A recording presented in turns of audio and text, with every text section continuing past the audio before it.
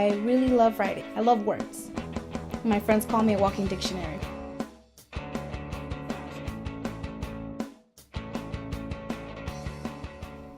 My name is Evelyn Joanna Leon Mesa. I am 19 years old and I am from San Francisco, but I was born in Oakland.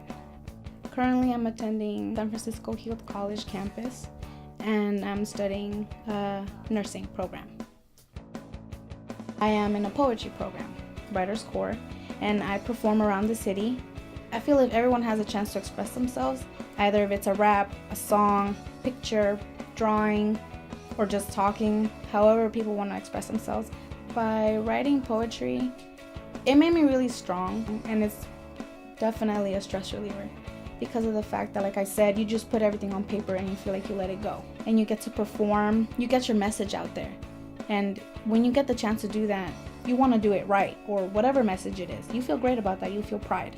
Our program got a notice that the Dodgers and the Giants wanted to select a few programs or students to read out a piece. Out of those few students, I was selected, and I'm gonna read with one of my partners. It's gonna be a Dodgers and Giants game, and I have the honors to present a piece of mine. Evelyn, the mic is all yours. Being a person of color always made me think of the world as a divided place.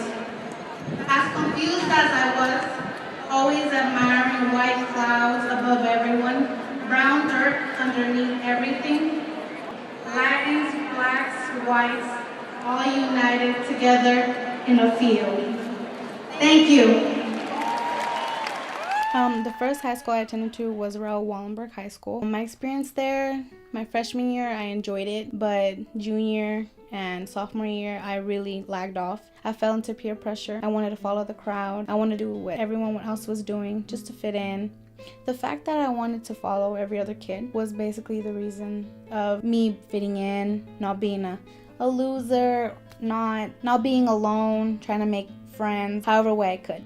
A really hard situation I went through in Wallenberg was the fact that I got into drinking. I didn't really know what drugs were, believe it or not, till high school. In high school is when I started learning about drugs in general. And I guess curiosity took me over.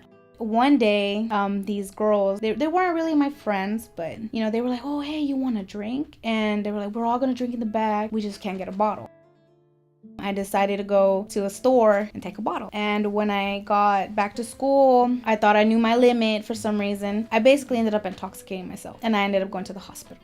When I woke up in the hospital bed, obviously I did not feel at my best. And I looked at my arms and my stomach and I had all these needles. And then I turned to my side and I saw my parents, and my mom was really serious. My sister, she was the only one I guess I was trying to lighten up the mood. She was calling me a drunkie. And my dad just said, you're going to get us into a lot of trouble. Eventually, it led me to not going to school. You were lucky if you caught me once or twice in the hall. I ended up being removed from the school and sent to continuation school, which is Ida B. Wells. My dad was really disappointed. My mother, my sister. I just thought I wasn't going to finish continuation school. The one person that really motivated me was my sister. I have a younger sister. I thrive for her. I live for her. I don't know what I would do without her. And for me to just be here doing things I'm not supposed to, I don't think it's going to give her a good vision of where I'm going to go and of how she could end up.